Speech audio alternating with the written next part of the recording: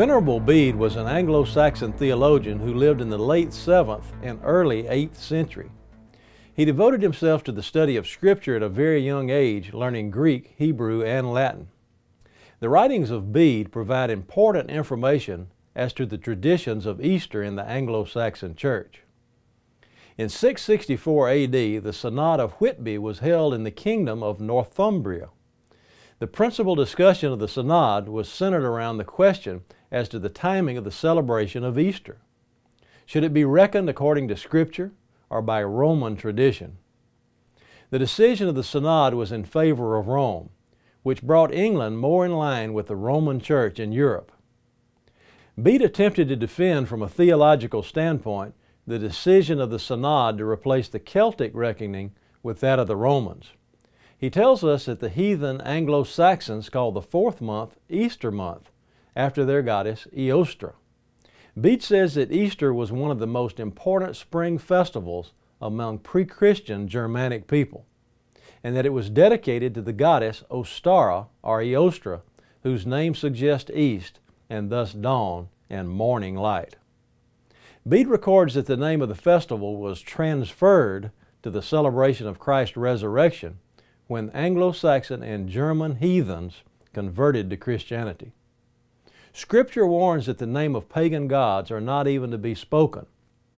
Theologians know that, yet each year in contemporary Christian churches around the world, the name of a pagan fertility goddess is proclaimed with honor. For over 1,500 years, Bibles written in many different languages referred to Passover and not Easter. That includes the very first English Bible, handwritten in 1385 by John Wycliffe. Yeshua, the Messiah of Israel, Jesus Christ, which the Bible describes as the Lamb which was slain, was crucified at the time of Passover, a feast of the Lord, Yahweh, far removed from the pagan festival of Easter. Earnestly contending for the faith once delivered to the saints, I'm Richard Reeves with Just the Facts.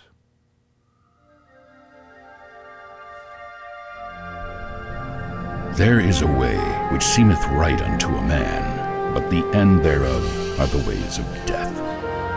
About 20 years ago, I found out that many of the things I'd been taught in church for most of my life were not based on what the Bible teaches, but rather on traditions that were gradually developed over the past 2,000 years. Doctrine based on the traditions of men that the Bible actually warns us about. Time is the ally of deceit. Travel through time with Richard Reeves by way of a revealing study series that unravels the master plan to usurp the authority of the Creator. What did the first century Christians actually believe? What was the role of the emperors who ruled the world? The emperor was actually a pagan priest, a priest of Baal.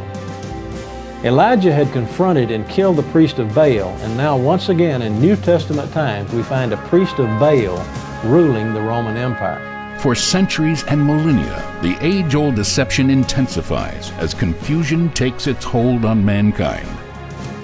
We have an adversary who cares not whether we call paganism Christianity or if we reject Christ altogether.